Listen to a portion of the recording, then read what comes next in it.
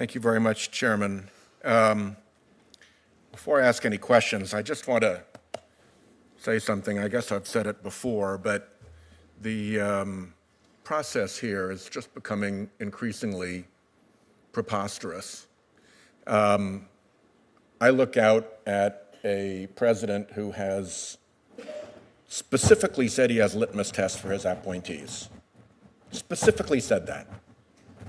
And I look out at a very significant machinery of influence that is designed, that has as its purpose to bring the will of ideological and commercial interests into our courts in ways that will follow the wishes of those ideological and commercial interests. And then I see nominees who have the support of that president with his litmus tests and with his disregard for the rule of law, who've been cleared by those very ideological and commercial interests for policy-making positions in the courts. Policy-making enough that apparently this committee is considering no longer honoring blue slips on these. And then we get answers that are hopeless in terms of trying to give us any sense of what those effects will be. You know, Senator Blumenthal has argued in front of the Supreme Court multiple occasions.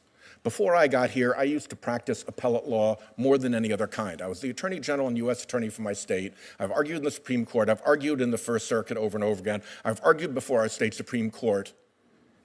To sit here and pretend that there is no role for people's personal or private views or their social views when they go to the court is just, I mean, it's so preposterous as to be silly.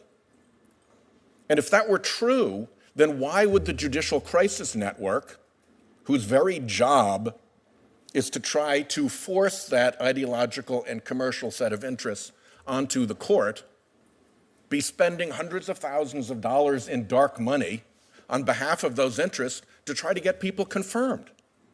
Both can't be true.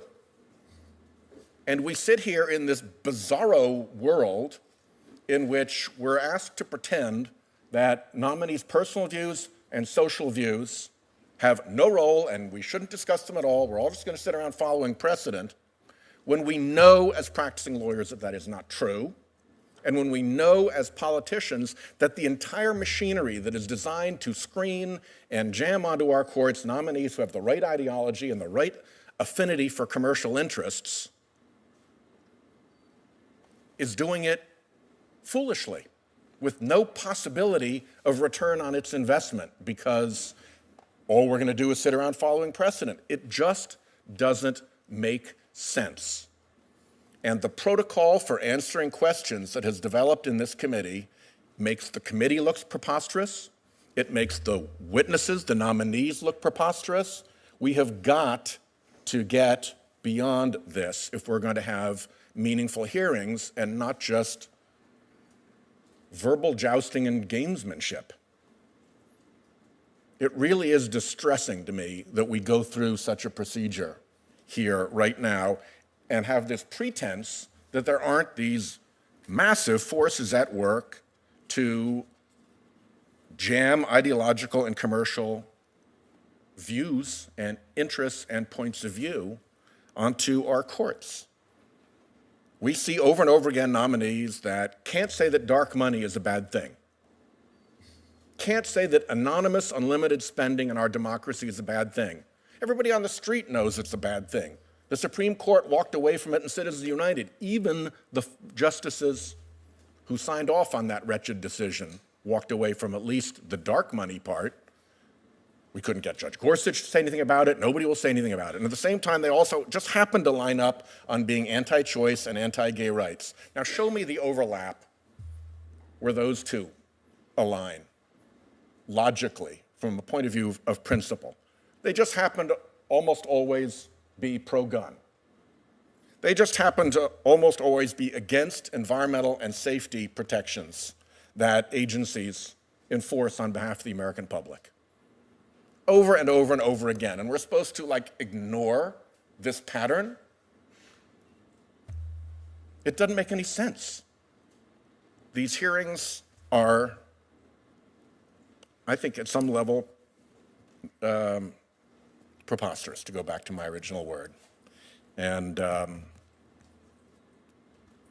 don't know how you explain the support of the Digital Crisis Network, Ms. Larson.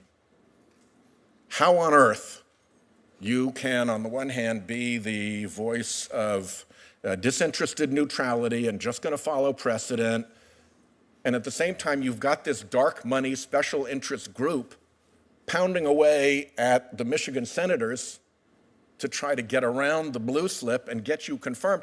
What do they think they're going to get for their investment in your candidacy for the court, Ms. Larson?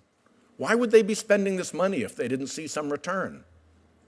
Does it just make no sense at all? Is it a nonsensical effort by then? Well, Senator Whitehouse, I honestly don't know. I will tell you, I did see that some group ran a commercial. I learned about that commercial when I was in the gym doing my best. I'm not suggesting that you wrote the commercial. I'm not suggesting that you approved the commercial. I'm suggesting that there are big political interests that are powerful enough to spend hundreds of thousands of dollars to try to influence public opinion in your favor. And my question is, what do they want for their return on investment? People don't usually throw that kind of money around for nothing. Well, Senator Whitehouse, I honestly have no idea. If you look at my record on the Michigan Supreme Court, I think that if you look at it, you will see that in the votes I have cast over the 2 years, when there have been cases in which a corporation or an insurance company was on one side and an individual was on another, those cases have come out about 50-50. So if anybody thinks they are buying something in terms of commercial interests, I don't think my record bears that out. Well, we'll see if they keep spending the money, because obviously they think so. It's just the strangest damn thing. My time has expired.